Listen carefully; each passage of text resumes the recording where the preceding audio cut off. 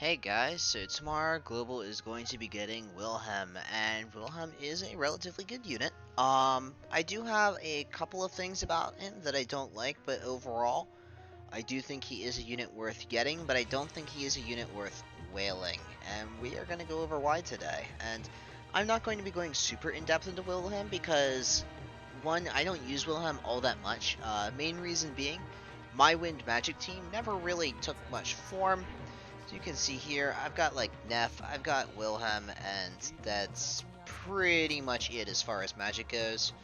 Um, I unfortunately never got his way, and I just never really saw a huge reason to run him in all of my teams. Not to say that I never have. Of course, if I needed magic damage, he was probably my go-to wind mage, and still is, because I really don't have many other options.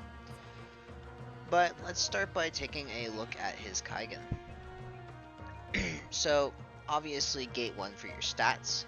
We go over here to gate 2, the Sloth Gate. It is going to increase his Ninja JE skill, which is the plus 25% agility and minus 3% to all stats, to plus 25% agility, plus 10% HP, and plus 15 magic attack instead of minus 3% magic attack.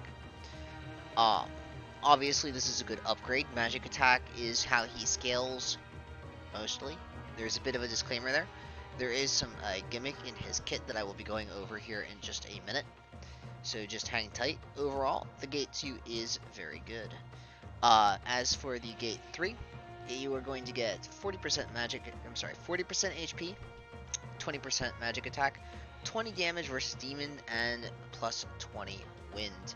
Now, that is up from 40% magic attack, breaking it into 20% magic attack, 20 wind, letting you essentially just run physical attack units in the same team with Wilhelm as the leader. This is good if you are going to run a magic wind team, if you have enough units to run a magic wind team. Otherwise, I do think his Gate 3 is not super necessary. Now moving on to Gate 4, obviously, same as always, this is just more raw stats. And onto his Gate 5, which is where we're going to get the skill upgrade. It's going to change his 5 diamond AoE from a 160% at a 400 cast speed to 500 cast speed at 185%. And the extra cast speed is obviously going to always be welcome, as well as the extra damage. This is a gate that is worth getting if you have the spare horns to do so. However, I wouldn't necessarily say this is the most impactful Gate 5 I have ever seen. It's good, but it's not like this is gonna make or break the unit type of thing. It's not like going from a 3 times charge up to a 5 times charge up where you're gonna see a significant damage increase. So do keep that in mind. Obviously, you guys aren't going to have Gate 4 and 5, but that's mostly for the Japanese viewers who don't really know how he functions. Going into Nenso, so he's got basically 2 major Nenso options that I would consider. Obviously, he is, I believe, Lust. I'll just double check that quick. Yes, he is a Lust unit, so any kind of Lust Nenso is obviously going to work. Fit whatever Lust Nenso you need into the team that you're using.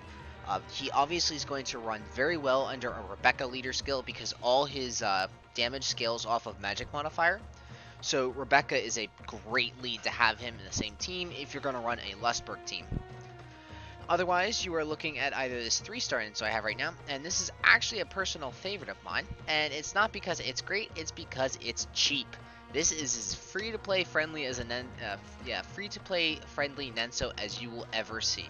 And it's 320 HP to Lustberg units and 5 water resist. Now, obviously, we really don't care about the water resist. What we care about is the 320 HP to Lustberg units. It's one of the better HP Nensos, if you think about it. I mean, obviously, Alma's swimsuit Nenso, when it's at max limit break, is going to give you more HP. However, that's a 5-star Nenso. It's difficult to get that to max limit break. What's very easy to max limit break, however, is a 3-star Nenso. And you can get a ton of these and slap them on all your Lustberg units passively, so you don't even have to think about it. Great Nenso, super nice to have on hand. However, the better HP Nenso for him is going to be the Magnus Nenso.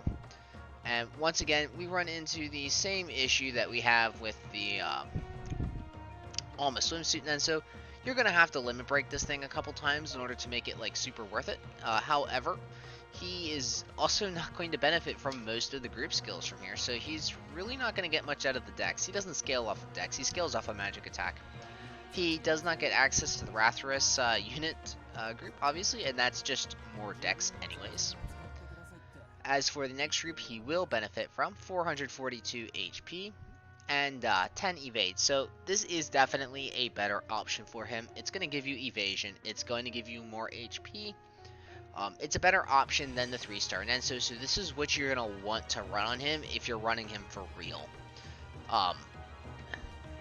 Just saying. I just don't have it on him right now because if I'm using him for like difficult content, I slap it on him, but otherwise I just don't even bother because I normally run him in a Lesberg team if I use him. So moving on from that, we're going to take a look at the gear. So there is no staff that Tricksters use, and Trickster is his job, by the way. There's no staff that Tricksters can use, so you basically are stuck with a generic magic item, and I can think of no better generic magic item in the game than the Fujika VCR. 30 to your maximum jewels, as well as 40 to your magic attack. It's better than most staves. Now, it doesn't give any speed, but we can make that up in other places.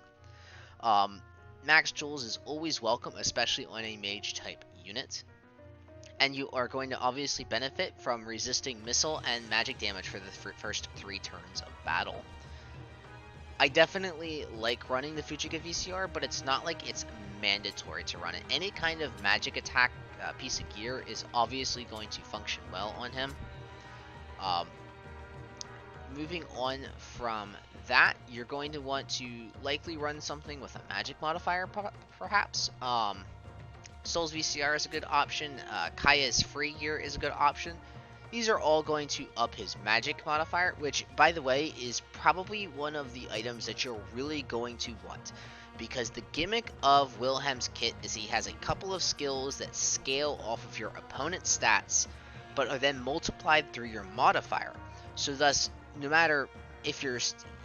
In other words, your own magic attack isn't always going to dictate how much damage Wilhelm does. However, the more magic modifier you have, he will always do more damage. So I do highly suggest getting magic modifier on him in some sort of way. To be honest, I believe you guys have that chipmunk piece of gear that you got from the Minerva storyline. And that'll probably work extremely well on him if you think about it, because if he's running the Magnus Nenso, it's going to give him evade, and if I'm not mistaken, the Chipmunk piece of gear does also have evade on it. He doesn't really have room for evasion elsewhere in his gear pool, at least in my opinion. At least not without making some serious sacrifices. However, this is going to give you the best of both worlds. It's going to give you evade, and it's going to give you magic modifier. Both things that Wilhelm really, really wants. Oh, right. So he does have access to the Magnus VCR. And, well, the Magnus VCR is definitely decent on him. 500 HP, 10 missile attack power, or missile modifier, 40 bind resistance, and strong versus water plus 20. It's basically a 500 HP gear on him. Wilhelm does not have any missile attacks on his entire kit. Despite having access to a missile modifier VCR, he has absolutely no missile damage. So this is not really going to benefit him that much. He has no thunder attacks to take advantage of the strong versus water, or the water exploit, or the water racism, as I sometimes hear it called in global. So it's basically a 500 HP piece of gear that has an ability on it that's going to give him evasion plus 100 for 1 turn at the cost of 30 joules. I could definitely see niche situations where you want to run Wilhelm into the center of a bunch of enemies, use the VCR's gear ability, and just evade for a turn, buying you some time. But I would rather run regen armor at any other time other than that. I just don't think it's good enough to justify using it on him all of the time. I think regen armor or Ultima Scarf is going to be a better general purpose piece of gear for HP. But do keep in mind this is an option. So obviously, for HP gear, the Regen Armor or Ultima Scarf are decent options. You can always run the 500 HP VCR, or you can run the Tamamo VCR for 700 HP and 15 Jewel Gain. I would probably run the Tamamo VCR over the Magnus VCR just for the Jewel Gain alone, but that's just my personal preference. Raid Pouch is something that Japan has that Global doesn't, but Raid Pouch is so broken I'll run it on almost any unit that can take it. And that's really all I have to say about his gear. There might be other things that I'm missing, but I really just have not run Wilhelm enough to really know exactly how I want to run him in most cases. However, I do know what kind of setup I want to use. I'm going to want to use both his Trickster main and sub, and I prefer to run the Pain Protection Magic Meister reactive, as that is an insanely good reactive.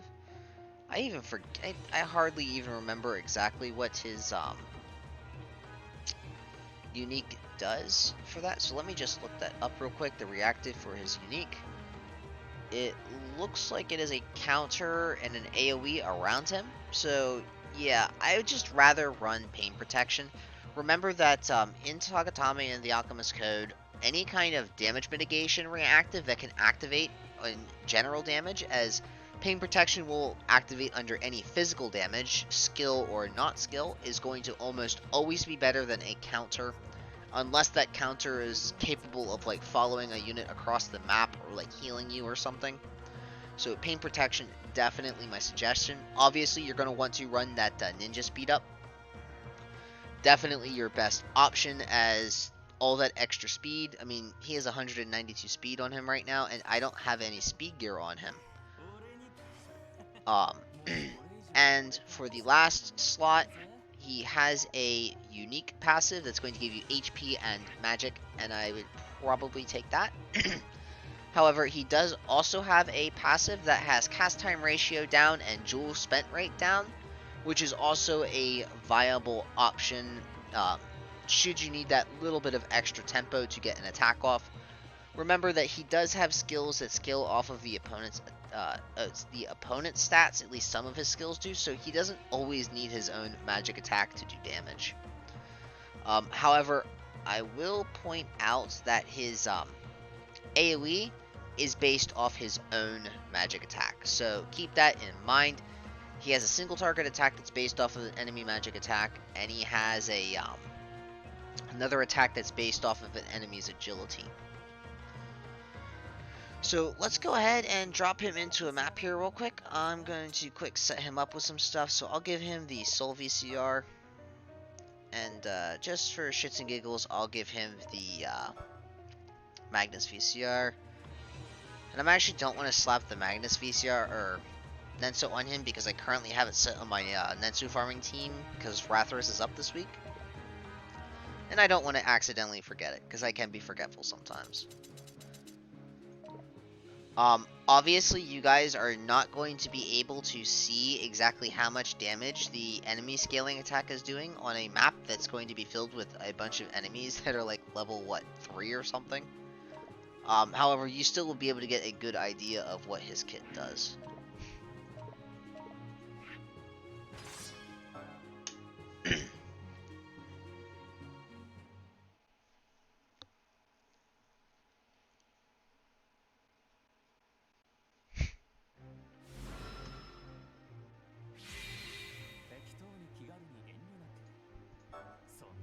So this first attack here is the attack that scales off of an enemy's magic attack. Obviously, because this is a level 10 enemy, it's not going to do any damage.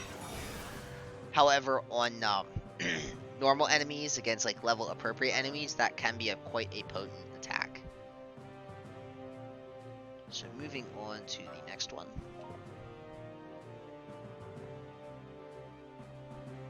So this is a dual attack.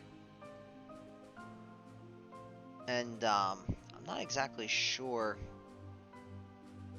how this is scaling, because I feel like the damage is low compared to what the database is telling me for the damage formula, so it might just be because he has like next to no gems on him, or I mean jewels.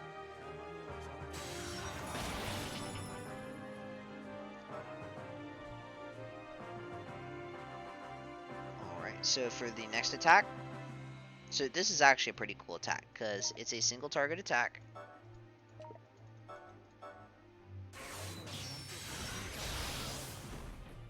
And it is going to increase his own magic attack, which is pretty nice. It's going to last 3 turns and it's stackable up to 3 times, although do remember you only have 3 charges of it. And for the last attack on his main kit, actually just go over here, see what it does against a thunder enemy. So as you can see, Wilhelm is capable of outputting some pretty respectable damage. 8.3k, it's not a ton of damage by current Tagatame standards, however, it is still respectable for an AoE. And I've also done very little to actually like buff him up to try to jack up that damage.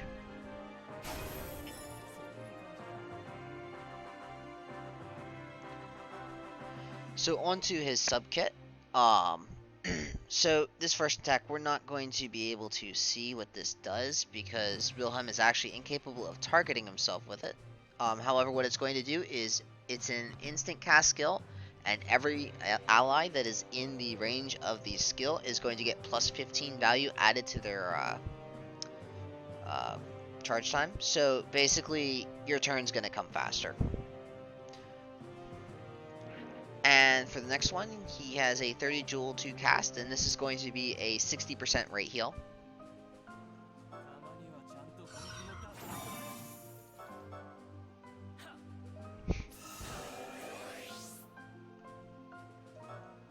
And for his final skill, this is the skill that is based off of the enemy's agility.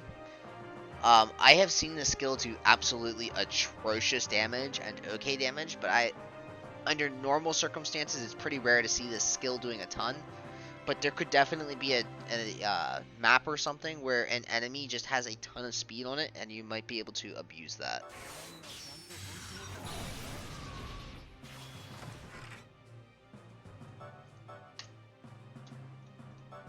And we'll just take one quick look at the VCR. So yeah, as you can see, nothing too spectacular. Wilhelm is a solid unit. He's a very solid unit. He does have his own hard quest, and it's not an EX hard quest, it's a normal hard quest. I did see you guys were getting Babel hard quests, so Nina and Gerard, there is no excuse, guys. You should be farming these units. However, back to the unit at hand, Wilhelm. So, my final thoughts on Wilhelm. I pretty much already stated my opinion on it, but I do not think Wilhelm is worth wailing on. He's definitely going to be a super solid unit, and he's probably going to be meta for the longest time. However, I just don't feel he's like spectacular enough to justify going broke on. There are going to be better units in the future that are worth saving your gems for. Don't forget that you guys have not gotten Black Killer Masamune yet, so if you want to pull for Black Killer Masamune, I do suggest you don't blow all of your gems on Wilhelm. However, if you want Wilhelm, he is a good unit. He's worth getting, and he's worth raising. He is going to need his Kaigan in order to operate at peak efficiency. Wilhelm was about the time we were starting to see units, like limited units, that were basically needed their Kaigan to operate as best they could, but weren't like level 85 units that had Kaigan in disguise, if you know what I mean. Like Aaron and Levi, those are basically Kaigan units before they had Kaigan. Because they had Kaigan level stats. More often than not, a lot of the units in this era in Japan, we call them FES units. A lot of them had like low HP but good stats overall, so they were like very good, but it's like they just couldn't compete in top level content. So do keep that in mind. It's not to say that he is unviable without his Kaigan, but he's definitely going to want his Kaigan. There's a big difference between a Kaigan Wilhelm and a non-Kaigan Wilhelm. Before I go though, I do want to make a couple more points about some of the stuff that's coming out, because I am not going to be making a video for Aisha and Silma. Now, I don't know. I don't remember exactly how much I've gone over Aisha so far on my channel. However, Aisha is like my #1 go-to unit if I want to absolutely like destroy an EX solo. And she actually got her gate 5 I think today, and I just haven't gotten around to doing it yet because I've been too busy with my Sharon. Aisha is a unit that's worth getting. She is a very good unit. She's not going to be like the next Levi. She is probably not even as efficient at soloing maps as Levi is, because Levi ended up getting a snowball. However, what makes Aisha so good at using her snowball is she has access to the obelisk JE, and that's going to give her a 5 diamond AoE that she can absolutely abuse on her sub, along with all of those extra skill casts from having a Sage sub. Is going to let her fully utilize the clever charge snowball that Magic Meisters have. What sets Aisha apart, though, is she's capable of clocking herself up, as all Magic Meisters are capable of.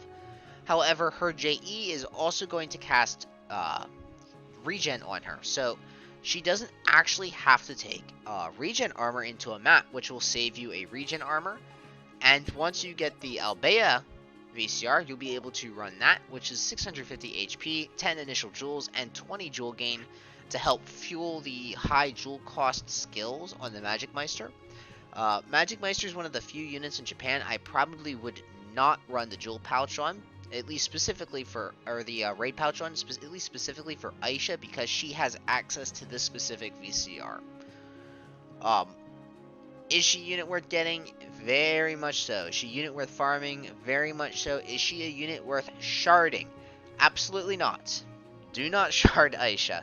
She is a farmable unit, and she should be treated as a standard farmable unit. Other than that, she does get her own Nenso, and it's going to come with a best-in-slot tact for Magic Meisters. 50 magic attack, 30 dex, 10 jewel gain, which if you're using Aisha and the Albea VCR is kind of irrelevant. And I believe that is 12 single target damage mod, as well as a weapon ability that's going to give her a single target attack space 2 away, which is going to do pretty significant light damage. Aisha has been a mainstay on my teams for the longest time. It is only recently that she's just kind of gotten power crept off of the front lineup for me. But I still pull her out. If you want to see Aisha soloing a EX+, specifically the Scar EX+, which actually gave my Thunder team some trouble, it is in my channel somewhere if you want to dig that out and watch her absolutely castrate that EX+. It was pretty just nasty what she did to it, and the kind of damage and snowball she is capable of getting off. And let's just face it, look at this skin. This is a beautiful skin. Now, as for the other unit, Silma, if I can find her. So I never raised Silma. That doesn't mean she's bad. However, in Silma's case, she's not particularly good. She's an okay unit, and I do remember a long time ago, back when Uzuma was still wreaking havoc in Arena, some like rank 1 PvP teams using Silma in their setup. I think this was right after she got her Machinist JE. Other than that, Silma I don't really think has seen any other really practical use. So, is she worth getting? Probably not. Is she worth raising? I mean, if you can farm her and you like her, sure, but I don't think she's particularly worth going out of your way to farm, but that's just my personal opinion. The big thing that holds Silma back, at least as a Martial Master, is she does not have access to a move passive, which severely dampens her ability to perform as a Martial Master. All the viable Martial Masters have access to a move passive. However, she is an okay Machinist, but then you have to deal with the fact that she's a Machinist, and that Machinists just don't have the best damage in Tagatame or the Alchemist code. So, I personally would hard skip this one, but it's not like she's bad, she's just not good. Um, and that's all I really have to say on the new units that are coming.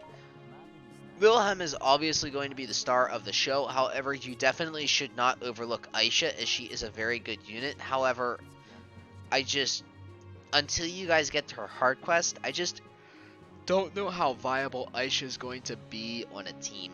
So, anyways, guys, that's all I have to say on the new units that are coming to Global tomorrow. Or just really in a couple of hours from now, to be honest. I forget exactly when Global resets its timer. But thanks for watching as always, and I'll see you next time.